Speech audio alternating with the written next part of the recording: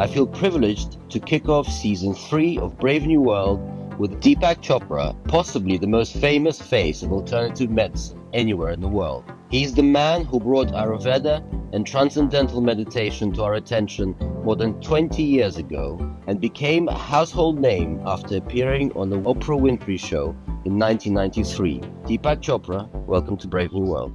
Thank you, Evgeny. It's a privilege to be with you and speak with you. It's a privilege to have you and to see you again. Before we go on to talk about more deeper spiritual things, I wanted to ask you about what do you think a preventative health service should look like in the UK and beyond? We're in the midst of a major revolution right now.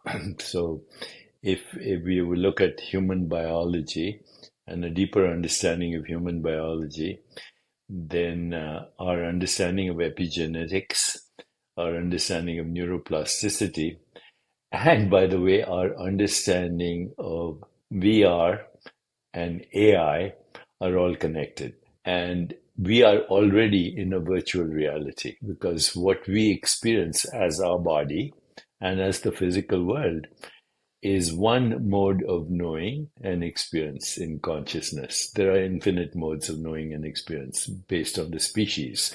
So the human species has a narrow band of electromagnetic activity that we have access to. We call it reality. But what is reality to an insect with 100 eyes? What is reality to a snake that navigates infrared? What is reality to a bat that only knows the echo of ultrasound? So what we call reality depends on the species. So everyday reality that we call scientific reality is a human mode of knowing and experience, literally in a virtual reality. Now, the ancient Hindus called this Maya. Maya means matrix, matter, meter, time, measurement, movement, mathematics, and music, which are modes of knowing and experience that we project into the universe and call it real. So your body is part of the VR that is called Maya by the ancients, Ayurveda, Vedanta, etc. And the reason why VR is now going to lead in the future of therapeutics, I call this metaceuticals. You will be able to have an immersive experience in a virtual reality, and your body is already part of that virtual reality. And what happens is you can treat burns right now in VR, burns, frostbite, autism, anorexia, eating disorders, inflammation, which is the cause of 95% of chronic disease. Imagine going to a doctor in 2 years, you're not getting a prescription, you're getting a VR session, and you are part of the VR. And so this is the biggest revolution in digital technology, helps us actually access immersive experiences, and we are part of it already. So most of treatment will be virtual in the future. And that will save a lot of money, by the way, to everyone.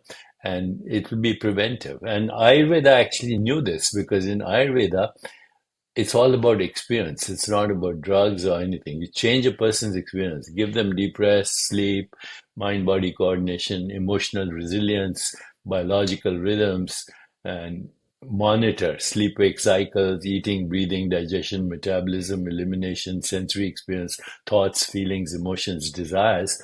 And then in real time, you can change their biology. Wow, that's quite an opening, Deepak. And of course, it's something that we've touched on the show before, the future of all the extraordinary and exciting things that are entering the space of medicine, but that's quite an explanation from you, so thank you. And of course, when you talk about Ayurveda in that way, it makes total sense because that's what Ayurveda is, and to now see it through such a futuristic aspect, something that was there so many years ago, it was a lot of intuition there to craft Ayurveda as it was crafted. And of course, we're speaking at a very opportune moment because I believe today is the publication of your new book. Yeah, I'm holding it in my hands actually. Just got the first copies today, this morning. And this is book number 95 or 96, I don't know. Something like that. over 90. I couldn't find the exact number anywhere, but it's a very, very impressive body of work, Deepak. And can you please explain to our listeners, it's an ancient Hindu term, dharma. What does it actually mean? So dharma means many things. In fact, it's the four goals of life. Dharma, artha, kama, moksha in the Indian philosophy. Dharma first, then artha, material success. Dharma I'll come to. Kama, not karma, kama as in Kama Sutra, sensual delight. So Vedic cosmogenesis does not exclude pleasure as a goal of life. Pleasure is one of the goals of life. Maximum pleasure, but not being attached to pleasure. And then moksha, freedom from suffering. Dharma comes first, and dharma usually translated as purpose. But we have a hierarchy of purpose, which is very well symbolized in the seven chakras in Indian yogic philosophy. So, survival and safety is first dharma. Second is sensual delight in the sensory experience.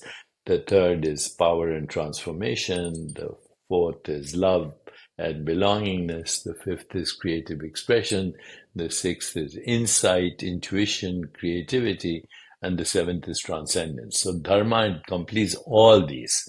But if we were to summarize in one word what dharma is, it is what Joseph Campbell said, follow your bliss. If you follow your bliss, nothing ever goes wrong, literally. So these days I meet a lot of entrepreneurs, they're telling me about their last exit, but they're not following their bliss. Are you having fun? Are you hanging out with people who are fun to be with? Are you making a difference in the world? Dharma is your best life possible, physical, emotional, spiritual, and environmental. So digital dharma shows you the art of the prompt, how you can personalize your physical, emotional, spiritual well-being, and that includes your relationships. So when I wrote Digital Dharma, I'd met Sam Altman and I was talking to him. I said, can we create a more peaceful, just, sustainable, healthier, and joyful world? Do we have the capacity to do it with digital technology? And he said, most certainly yes, notwithstanding people's fears about AI. So I wrote the book, and it's basically four things. How to use AI for self-reflection. It can't be aware. AI can't be self-aware, but it can be used for self-reflection that leads you to your awareness. Number one, personal friend. Number two, as a research assistant, I can now save time and research anything. And in my case, it has to do with well-being and spirituality. Number three, as a health coach, both physical and mental health coach. And then number four, as a spiritual guide, because we have access to the luminaries of the Upanishads, to all the great thinkers, East and West, throughout ages, who've thought about the mystery of existence. And the whole key to this is the art of the prompt. And that's what the book is teaching, is how do you use prompts and how do you personalize the information that you get. So there's context, there's meaning, there's understanding of relationship, and the story of your life is dharma. The ideal story of your life is follow your bliss. That sounds like a perfect way of planning one's life. It's a very positive outlook on the future with AI in it, and that makes a big difference because there's a lot of scaremongering around about what AI means for us. And this show is called Brave New World after all, so I'm very pleased to be talking to you about AI. And what is your view of AI? What is the main premise of the book? Whenever people talk about the dangers of technology, just remember that what makes our species different from every other species in biology, what makes difference is we discovered tools, opposable thumb, and we discovered fire. If we had not discovered fire, there wouldn't be a steam engine and an industrial revolution and turbines. So it took all those years from the discovery of fire to the industrial age, but that had to happen. Okay, I'm sure there were people who, when the discovery of fire, some were alarmed. This can burn down the forest. And some said, I can cook food. Then we discovered knives, and somebody must have been alarmed that this can kill people, but the surgeon uses a knife to heal. Every technology. When I first came to the United States in 1970, I had not seen a TV set. And then, there came fax machines, and then came internet, and then came social media. And now we have VR, AR, extended reality, immersive experience, and even the idea that we can actually use technology to change our biology. Right now, as you and I are speaking, people who are listening to us and watching us, the genes in their frontal cortex are being activated. Okay, depending on what the context is. So, intellectual conversation, their genes here are being activated. Emotional conversation, their genes in the emotional brain are being activated. Fight or flight, stress response, the genes in the reptilian brain are being activated. In other words, there's no experience that doesn't change our biology at a genetic level and also at the neural landscape. This is mind boggling because I'm saying to you, first of all, every technology can be misused. It's already being misused. Interference with elections, cyber hacking, bullying, cyber bullying, and all that. But once the technology is born, it's irreversible. You cannot go back. It's like a child that's born cannot return to the womb.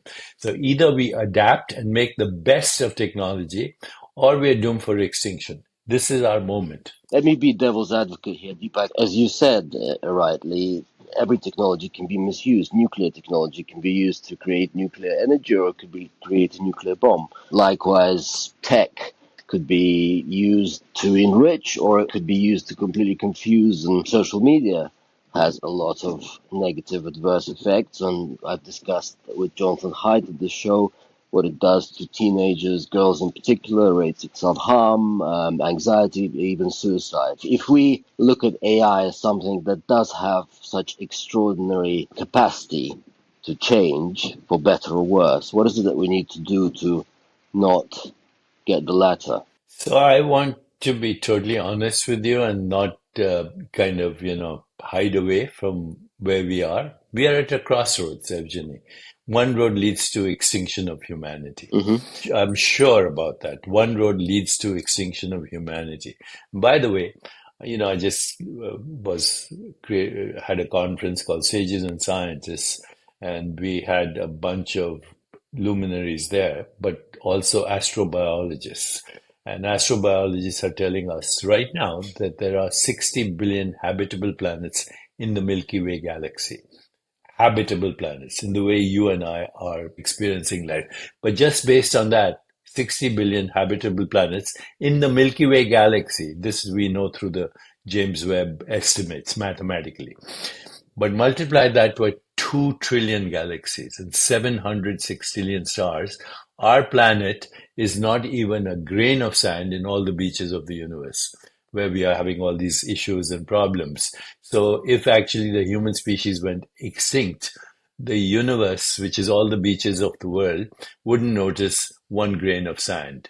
But that's a scenario. If we actually continue the divisiveness that we have, the partisan politics we have, climate change, non-sustainability, chronic illness, social and economic injustice, one road leads to extinction. The other leads to a completely radical leapfrogging of human evolution, which includes not only social evolution, which is obvious, okay, technology brings about social evolution, but biological evolution by changing the way our brain works, by changing the way our genetic activity is modulated. It is as big a leapfrog from the Middle Ages to the Industrial Revolution and from the Industrial Revolution to the revolution of technology and science, but now a new revolution. Understanding deeper aspects of reality and actually modulating that reality because as I said, the universe seems to be have a source which is infinite digital workshop that is projecting the theater of space-time and causality. If we understand this and we understand the ramifications of this, then the future is amazing. Not only a more peaceful, just, sustainable, healthier, and joyful world, but actually, as I said, a new dreamscape because we are part of the dreamscape. We are virtual beings, fictional characters in a collective dreamscape, but we can alter that dreamscape now. And right now there is another school of thought that there might be infinite universes, infinite versions of you and me. And the way forward is technology. But, you know, I think we're at a crossroads. One, extinction, which wouldn't matter a bit, by the way, to advanced civilizations and, other domains of experience in the universe, multiverse. So that's where we are. And people find this bewildering and, frightening, but these are the facts. But assuming that it's beyond the understanding, a full understanding, which is what people tend to strive for because they do have the Homo sapiens does have this intellect. I've heard you talk about it, and philosophers, Kant, Schopenhauer, Wittgenstein spoke about it, and it's left to something there that can't quite be explained. And without having an understanding, which seems like it's out of our reach, how do we go towards not extinction? And what would the steps be? And do you actually have belief that that's possible in the world we live in? I don't know the answer. All I know is that if we start to ask ourselves, who am I? What do we want? What is the meaning and purpose of our existence? And why we should be grateful, notwithstanding the immense problems we have created, from climate change to war and instruments of mechanized death. Notwithstanding all that, I wake up every morning with gratitude for the mystery that I exist. There's two mysteries. One is existence, and the second is the awareness of existence. Because if you weren't aware that you exist, then what does it mean? It means nothing. So, awareness of existence, consciousness of existence, and existence go together.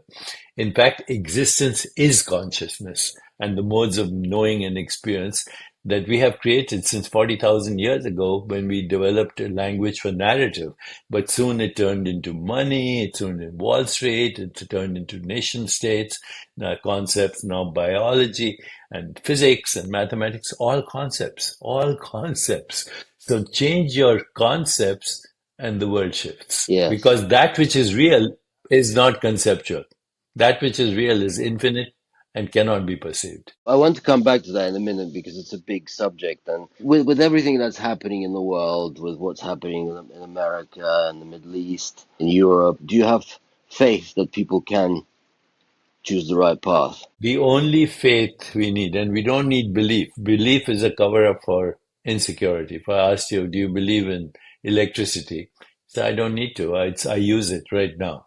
Do you believe in gravity? No, I don't believe in gravity. I'm sitting on a chair and I'm not floating into outer space. Yes. The belief systems are what are harming us, whether it's religion or whether it's science. Science is based on belief, an objective world independent of an observer. You can't even prove an observer independent world, and yet science is based on observer independent world. How do you prove an observer independent world? You have to observe it to know, experience it, and then you say who or what is observing it. That's this infinite domain of awareness.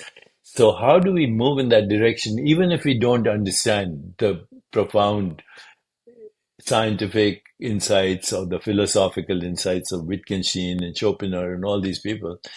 I think the only way is we can't, activism hasn't worked. We know that. People get very excited and then soon they become angry activists and militant. So what's the point? Yeah. I don't think peace activists will ever be able to create peace. Just like, in order to create peace, you have to be peaceful. In order to create love, you have to love and be the recipient and giver of love. The only thing that will change is what Mahatma Gandhi said, a critical mass of people who want to be the change they want to see in the world. And if we do that as a collective, and in the spiritual traditions, Buddha and everyone who's ever talked about this, said three things: a community, number one, a spiritual practice, number two, and a higher calling, number three. In Sanskrit, seva, which means service, sangha, which means community, and sadhana, a practice, spiritual practice. If we reach a critical mass of people who want to see that, this would be a different world. And that doesn't require philosophy, doesn't require religion. It requires being what we want to see in the world. If I want peace in the world, I have to start with myself and I have to hang out with peaceful people because there's a lot of toxicity in the world.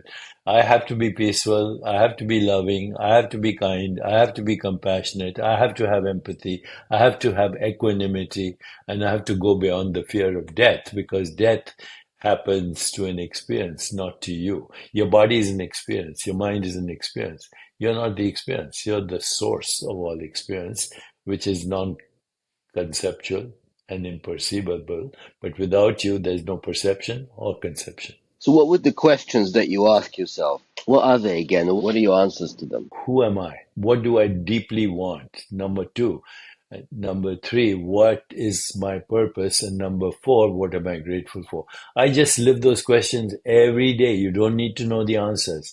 If you live the questions, as Rilke said, life will move you into the answers. If you don't mind me asking, what are the answers for you? So, who am I? I am the source of all experience, infinite, timeless, causeless, imperceivable, radical, incomprehensible, but the source of everything that is conceptual and perceptual. What do I want? I want a more peaceful, just, sustainable, healthier, and joyful world for humanity, not just me. What is my purpose? To know what is reality. And what am I grateful for? That I exist and I'm aware of existence. That's enough. If you can narrow it down to such a thing, what is your main message, would you say? Is there a thread that goes through most of it? Yeah, the only thread is what is consciousness? You know, it's one of the two problems right now is what's the universe made of? Science tells us it's made of nothing.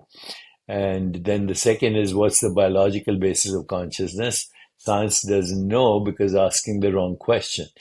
There's no biological basis of consciousness. Biology is an experience in consciousness. And since you brought it up, along with the book, Digital Deepak, now I have this digitaldeepak.ai, which you don't need an app for. You can go on your browser, digitaldeepak.ai, my digital twin that keeps track of everything I say, everything I write.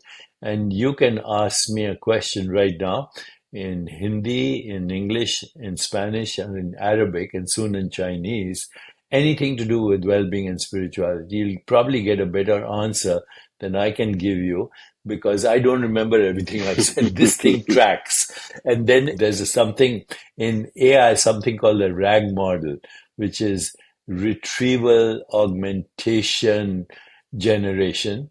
And what the RAG model does, which I use in my digital twin, if something is irrelevant that I've said in the past and no longer supported by science or philosophy, it discards it. It looks at everything that is current. So that's why my digital twin is going to be much more reliable than me. That's an exciting thing. Yes. I should give it a go and make. We'll hopefully our listeners will too. Yeah, please do. What is the state that one should strive for, or the state that you have striven for? Yeah, it's not happiness, which is overrated. It's peace. If you look at the spiritual traditions, every spiritual tradition talks about the peace that passes understanding. No matter what is going on in your life, are you at peace? And are you in that realm of equanimity, which leads to spontaneous joy? Happiness is always for a reason. You know, the search for happiness is an oxymoron. It assumes that you don't have fundamentally joy in your life, which is not some kind of thing riding high on whatever, you know, ecstasy or whatever. Real joy. What's the difference between happiness and joy for you? Happiness is for a reason. Mm-hmm. Joy, you don't need a reason. It's your fundamental state. You see it in a baby, unless it's wet or it's hungry, it's joyful. You know, it's full of curiosity, wonder, looking around, smiling, trying to catch your eyes. But then something happens, social constructs, and we get bamboozled by the superstition of matter, which is a human construct, again, for human perceptual experience. Joy is independent. Happiness depends on your attitude, on how much money you have, on your relationships, on, whether you have meaning or purpose. All those things are important. But if you get to the source of all experience, these days it's kind of fashionable for people to say, I'm spiritual, but I'm not religious. It sounds cool. But actually, the religious experience, spiritual experience are the same thing. Number one, finding your true identity beyond space and time. In the past, they used to call it the soul. Today, because soul and spirit and divine sounds kind of non-scientific, they say conscious agents. Religious. Yeah, you're a conscious agent in a matrix of conscious agents. And that matrix is outside space-time. Okay, but the great luminaries of religion, Jesus Christ, Buddha, Rumi, etc., all had that experience. They found their true identity beyond space-time. Second is the spontaneous emergence of Platonic values: truth, goodness, beauty, harmony, love, compassion, joy, equanimity, spontaneously. Not because I read the Ten Commandments. That's only going to create stress. It has to be spontaneous. And number three is the loss of the fear of death. That is the religious experience. That is the spiritual experience. And it's really needed that right now. So, what is the path? What has been your journey, and what is the journey that you'd recommend for our listeners? So it starts with self-reflection, asking those questions.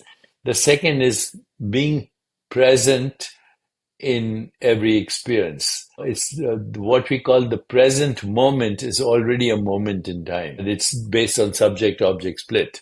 We're looking at time. But presence is not in time. The spirit is not in time. Presence is the infinite awareness without which there's no finite experience. So presence is the non-changing factor in every changing experience. You were a baby, you were a toddler, you're a teenager, you're a young adult, old adult, all the way to dusty death. But there was a spirit that was experiencing that all the time. So presence, number one. And then that is useful. You can access that through mindfulness when you're fully mindful of present moment experience as it's happening, not anticipating the future, not regretting the past. Now is the only timeless factor in every time-bound experience. So self-reflection, mindfulness, and then transcendence, which is where mantra practice and meditation comes in. If you practice those three things, self-reflection, mindfulness practices, originally called vipassana, which meant insight, and transcendence, mantra meditation. By the way, all these are available on YouTube, on the internet, on my digital Deepak, etc. So you don't have to go to an ashram these days. You can access this wisdom, perennial philosophy, as Aldous Huxley called it, today through technology. Let me just ask you something, which I think would probably be something that a lot of listeners, viewers could relate to. In my mind, because I'm someone who has, excuse the pun, lives in my mind a lot, as I'm conditioned by my life. I grew up in a family of intellectuals. I didn't really have friends until a certain age, and for various other reasons, I'm conditioned to exist in my mind. So as soon as I go into the world of reflection, or, as Socrates said, a life not examined is not worth living, or as Aristotle said, a life unplanned is not worth examining. So as soon as you start looking at these ancient philosophers or Eastern philosophies, do very much encourage you for thinking and reflection. How do you find the middle ground for being in what's called the flow? So traditionally in the Eastern traditions, it's called yoga. Yoga means getting in touch with the source of all experience. And, yoga, the chapters in yoga and the Yoga Sutras of Patanjali start with that. Yoga is getting in touch with the source of all experience when the fluctuations of the mind die. So that is called Raj Yoga. But then there's some things, it's too much for some people, Raj Yoga. which includes all the eight limbs of yoga, which includes social intelligence and emotional intelligence and breathing techniques and yoga asanas and concentration and meditation and transcendence. It's complicated for some people and they don't want to have the time. So let's say that's for people like me, all these practices of the experiential yoga, which is called the royal yoga. But there's another yoga. It's called bhakti yoga, means the yoga of love. If you just make that practice, that everything I do is motivated by love, you will get there. Okay, so the yoga of love is called bhakti yoga.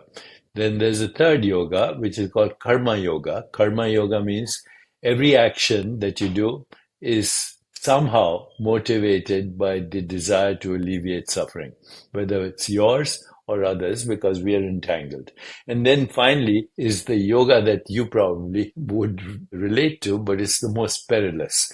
It's the yoga of the intellect, the yoga of the intellect to go beyond the intellect. It's called the razor's edge in the Upanishads, because you could go into a deep crisis of what is called dark night of the soul when you realize that you don't have a permanent identity, number one. But then you could also go into enlightenment because you realize that's wonderful that you don't have a personal identity. You have the desire to have infinite roles that you play. Okay, so we are not the roles we play. But having said that, everyone who has pursued enlightenment through the intellect has also gone through the dark night of the soul, questioning their everyday assumption of who they are.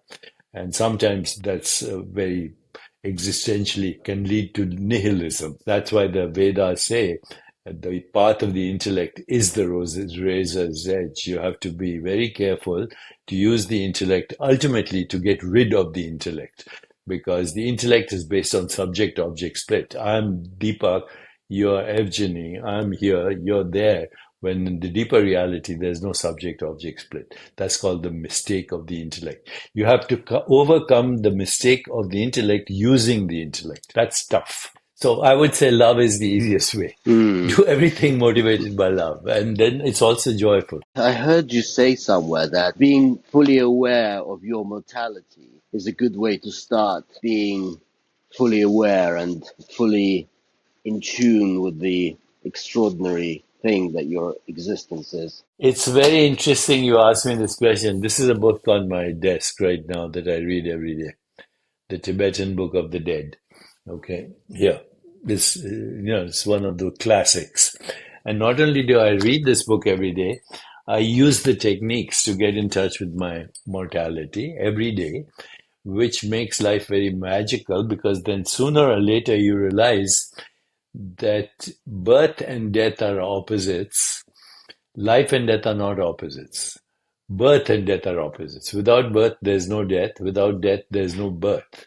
And what we call the universe is the recycling of this process, birth and death, birth and death.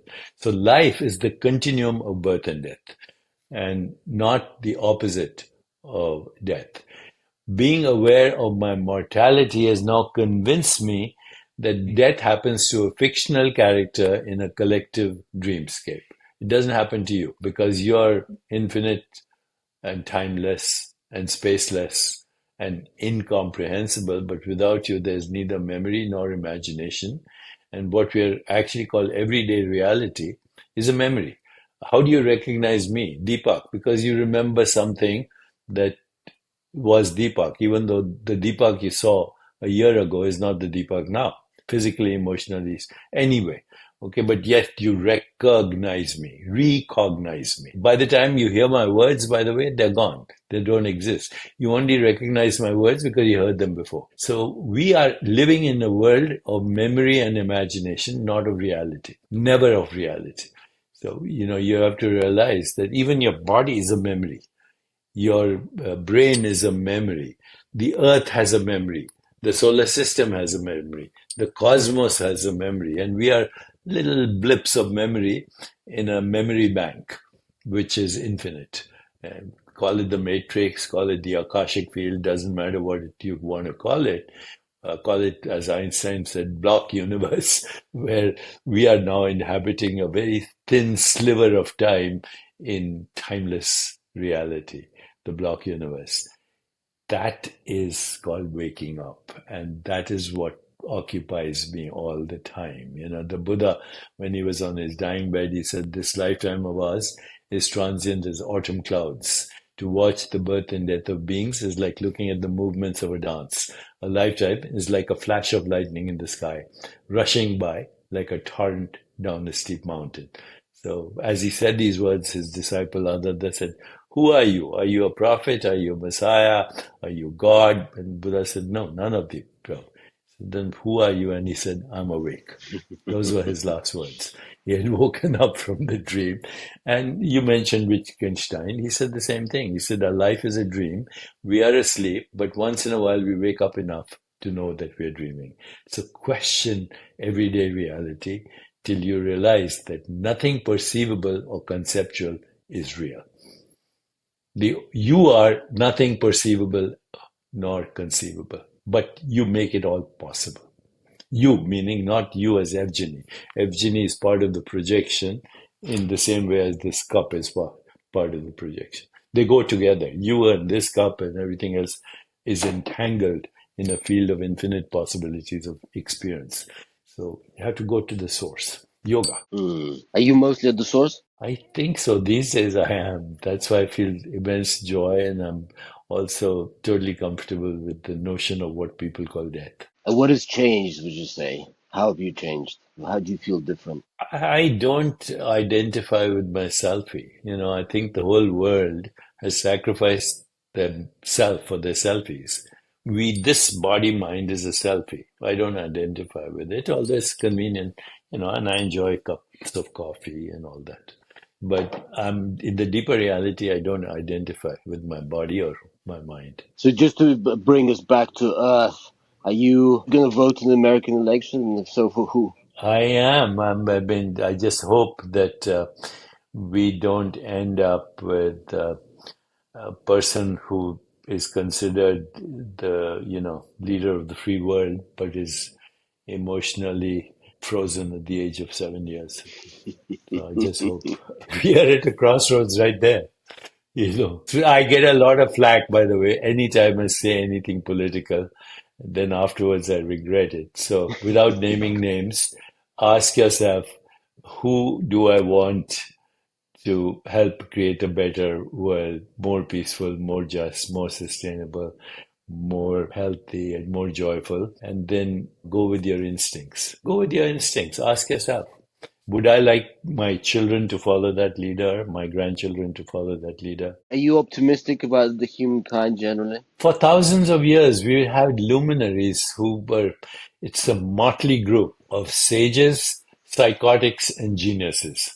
You have to be either a psychotic or a genius, or you have to be a sage. They all are on this razor's edge of not only thinking outside the box, but getting rid of the box altogether. Once you Mm. get rid of the box, then you have access, because all of us are bamboozled by social constructs, by social media, by opinion. There's no such thing anymore. But it's good to be aware of that so you can question it, you know? Well, of course, it's interesting to observe that the process of inquiry was very much something that was present in the life of the ancients, both in the East and the West. And then somehow, in the intervening years between then and now, religion seems to have filled that void fully and completely. Yeah, because people are, they look at authority, and it was when I read say, the Sermon on the Mount, I said, what kind of person would have said that, It was not an ordinary person who said, love your enemies, turn the other cheek. I mean, it seems so unrealistic. And yet somebody had that experience. So I want to know what was that experience rather than what is the Hmm. dogma or the ideology. And, in the past, it was a few luminaries in a small region. Today we have technology. What was the privilege of a few luminaries who changed the world or how we think, whether it's Plato or Socrates or Aristotle or Wittgenstein or Schopenhauer or Schrödinger or the sages of the Upanishads or the luminaries of the Old Testament, the prophets. I want to have that experience. And if actually now it's available to us because we have access to their minds. That's what the whole point of today's large language models is. I, as a person, can only speak English and a little bit of philosophy, but how about biology, physics, mathematics, metaphysics, theology? All of this is at our fingertips right now because of our technologies. Yeah, well, if that is the way to see it, and if that is the way it's used, that is certainly a very, very exciting and an opportunity to look forward to. It's a good moment for us to let you go back to your book day. Thank you, Abhishek. Thank you. Take care. Bye bye.